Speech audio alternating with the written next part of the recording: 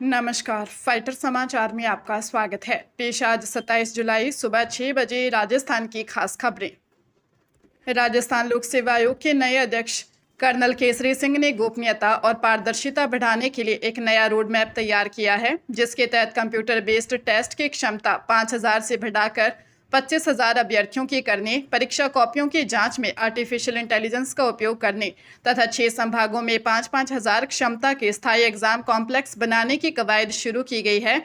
आयोग के पूर्व अनुभव और सेना की पृष्ठभूमि का फायदा उठाते हुए उन्होंने कार्यभार संभालते ही इंटरनल ऑडिट कराई है और समय पर परीक्षाएं व डीपीसी कराने तथा पेपर सुरक्षा को पुख्ता करने के निर्देश दिए हैं, ताकि अभ्यर्थियों को किसी प्रकार की असुविधा न हो और सिस्टम पूरी तरह सुरक्षित व पारदर्शी बन सके। इस बार श्रावण मास की शुरुआत न केवल धार्मिक बल्कि ज्योतिषीय दृष्टि से भी अत्यंत दुर्लभ और विशेष संयोगों के साथ 30 जुलाई से होने जा रही है। सावन के पहले दिन गुरुवार के साथ श्रावण नक्षत्र, आयुष्मान योग और सौभाग्य योग का अद्भुत मेल बन रहा है, जो भगवान शिव की आराधना और रुद्राभिषेक के लिए महाफलदायी माना जा रहा है। ज्योतिषियों के अनुसार गुरु पूर्णिमा के अगले दिन 30 जुलाई से शुरू हो रहे इस पवित्र माह में शिव के साथ भगवान विष्णु की उपासना का भी विशेष महत्व रहेगा। सावन में कुल 4 सोमवार पड़ेंगे, जिनमें 17 अगस्त का सोमवार अत्यंत विशेष होगा, क्योंकि उस दिन नाग पंचमी का महासंयोग रहेगा। देवालयों में विशेष पूजा अर्चना और कांवड़ यात्रा के लिए तैयारियां अंतिम चरणों में हैं और वातावरण भक्तिमय बन गया है।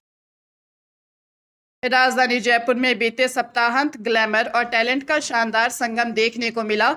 यहाँ आयोजित प्रतिष्ठित मिस यूनिवर्स इंडिया 2026 का गाला राउंड में देश भर से चुने गए 52 प्रतिभागियों ने रैंप पर अपना जलवा बिखेरा। खूबसूरत गाउन और बेहतरीन डिजाइनर ड्रेसेस में सजी इन सुंदरियों ने न सिर्फ अपना आत्मविश्वास दिखाया, बल्कि मीडिया के सवालों के भी बेबाकी से जवाब दिए। इस गाला राउंड में कोई भी प्रतिभागी बाहर नहीं हुआ, लेकिन उनके प्रदर्शन के आधार पर अंक दिए गए। जजों ने चेहरे की सुंदरता के साथ स्टेज पर उनके कॉन्फिडेंस, बातचीत के तरीके, पर्सनैलिटी और फैशन सेंस को भी परखा। प्रतियोगिता के पीआर डायरेक्टर सर्वेश कश्यप ने बताया कि इसे अंतर्राष्ट्रीय मानकों के हिसाब से पारदर्शी रखा गया है।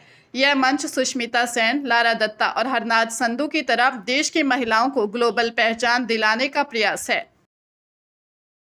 पंजाब के मोहाली के खरड़ स्थित सनी एनक्लेव पुलिस चौकी की टीम ने त्वरित कार्रवाई करते हुए महज 3 घंटे के भीतर अंबाला कैंट रेलवे स्टेशन से एक अगवा किए गए 3 वर्षीय बच्चे बॉबी देवा को सकुशल बरामद कर लिया। मूल रूप से अमरोहा के रहने वाले मजदूर धर्मेंद्र के घर एक अज्ञात व्यक्ति शराब पीने आया था और धर्मेंद्र के नशे में सोने के बाद वह बच्चे को लेकर फरार हो गया। पुलिस को सूचना मिलने पर सीसीटीवी फुटेज और चिप्स के पैकेट की मदद से आरोपी की पहचान हुई, जो बिहार भागने की फिराक में था। पुलिस टीम ने अंबाला रेलवे स्टेशन पर छापेमारी की, जहां पुलिस की भनक लगते ही आरोपी बच्चे को छोड़कर फरार हो गया।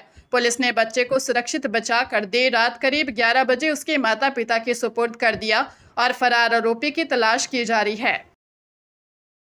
दौसा की पोक्सो कोर्ट की जज रेखा राठौर ने 5 साल की नाबालिग बच्ची से यौन शोषण के 5 साल पुराने मामले में फैसला सुनाते हुए दोषी पुजारी को 20 साल के कठोर कारावास की सजा और 2 लाख रुपए के जुर्माने से दंडित किया है। विशिष्ट लोक अभियोजक जितेंद्र कुमार सैनी ने बताया कि 23 मई 2025 को जिले के एक आश्रम में प्रसाद लेने गई बच्ची के साथ पुजारी द्वारा किए गए कुकृत्य को लेकर पिता ने रिपोर्ट दी थी, जिस पर पुलिस ने चार्जशीट पेश की थी। अभियोजन पक्ष की ओर से अदालत में 19 गवाह और 22 दस्तावेज पेश किए गए, जिनके आधार पर मंदिर के पुजारी द्वारा किए गए इस गंभीर अपराध को आधार मानते हुए न्यायालय ने यह ऐतिहासिक सजा सुनाई है।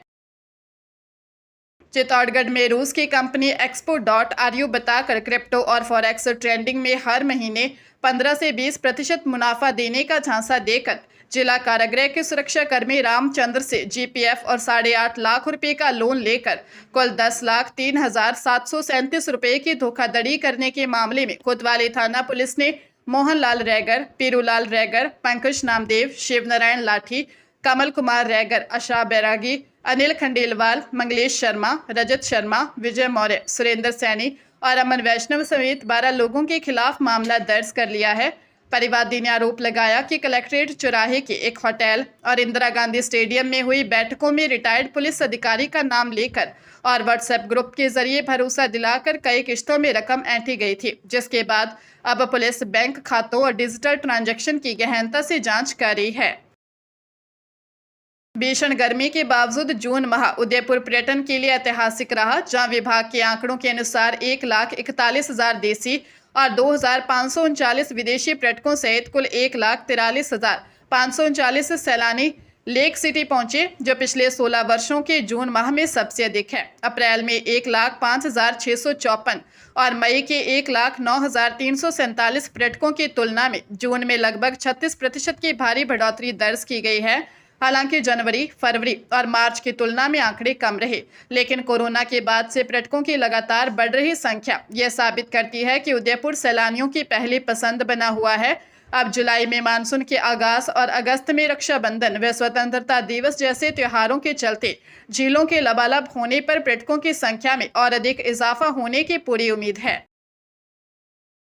चंडीगढ़ के सरकारी स्कूलों में छात्रों की आवारागर्दी और स्कूल बंक करने की प्रवृत्ति पर रोक लगाने के लिए शिक्षा विभाग ने कड़े नियम लागू किए हैं, जिसके तहत अब कोई भी छात्र स्कूल समय के दौरान प्रिंसिपल की लिखित अनुमति और गेट पास के बिना परिसर से बाहर नहीं जा सकेगा तथा मुख्य गेटों पर सुरक्षा कड़ी कर दी गई है।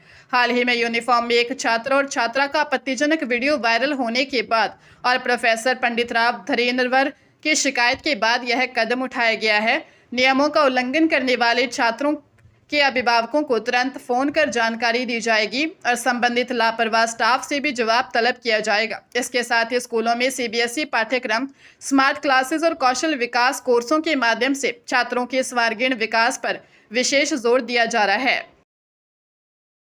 हरियाणा के करनाल में एक महिला ने अपने 7 माह के मासूम बेटे को 6 लाख रुपए में बेचने का साजिश का भंडाफोड़ किया है। पीड़िता का आरोप है कि उसकी मां सविता और कमलेश नाम की महिला उसे बहला फुसलाकर समालखा ले गई। वहां दिल्ली निवासी नेहा पाठक और उसके अन्य साथियों ने बच्चे का सौदा तय किया था। जब नेहा पाठक ने बच्चा सौंपने को कहा तो पीड़िता ने सूझबूझ से काम लिया और करनाल पहुंचकर बच्चा देने की बात कहकर वहां से सुरक्षित निकल गई। करनाल पहुंचकर उसने तुरंत थाना शहर पुलिस में शिकायत दर्ज करवाई। पुलिस ने कार्रवाई करते हुए आरोपी नेहा पाठक को गिरफ्तार कर लिया है, जिसे अदालत ने 2 दिन के पुलिस रिमांड पर भेज दिया।